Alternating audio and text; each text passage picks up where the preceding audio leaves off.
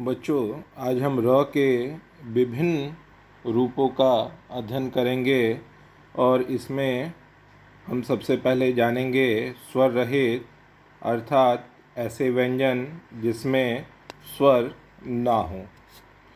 स्वर सहित ऐसे व्यंजन जिसमें स्वर सम्मिलित हों।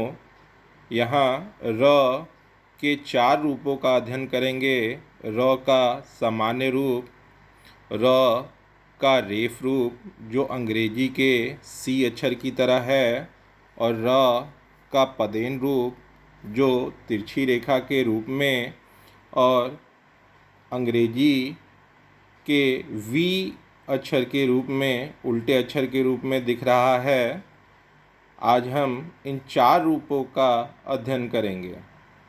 पहला, र का सामान्य रूप जिसमें स्वर सम्मिलित है। इसके उदाहरण को हम देख सकते हैं। रमेश, रहीम, रजनी, रमजान इत्यादि सब। यहाँ र के नीचे अंडरलाइन किया गया है। यह र स्वर सहित है। इस प्रकार के शब्दों को लिखने में हमें किसी भी प्रकार की दिक्कत नहीं आती और ना ही इन्हें उच्चारित करने में ही किसी प्रकार की दिक्कत आती है।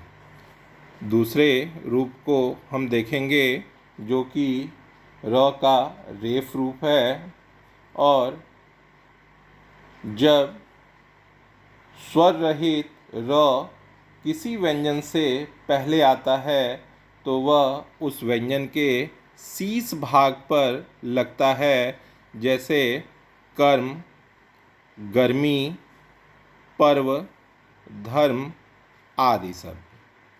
तीसरे रूप को देखेंगे जो कि र का पदेन रूप है, और यह पहला रूप तिरछे रूप में है और दूसरा अंग्रेजी के उल्टा वी अक्षर के रूप में है।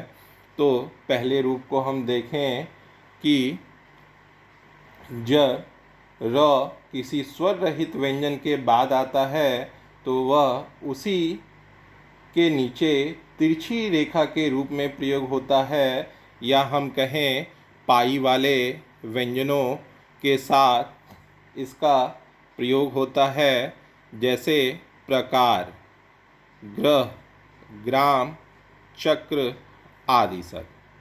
दूसरे रूप में हम देखें जो कि इसका प्रयोग तब किया जाता है जब र किसी स्वर रहित व्यंजन के बाद आता है, या हम यह कह लें कि यह गोलाकार व्यंजनों के साथ इस वी आकार का प्रयोग होता है, और यह वी आकार गोलाकार व्यंजनों के नीचे लगता है, जैसे ट्रक, ट्राम, ड्रामा, ट्रेन आदि सब। आगे हम देखें त और श के साथ मिलने पर र का रूप बदल जाता है, जैसे त्रिभुज और श्रमिक।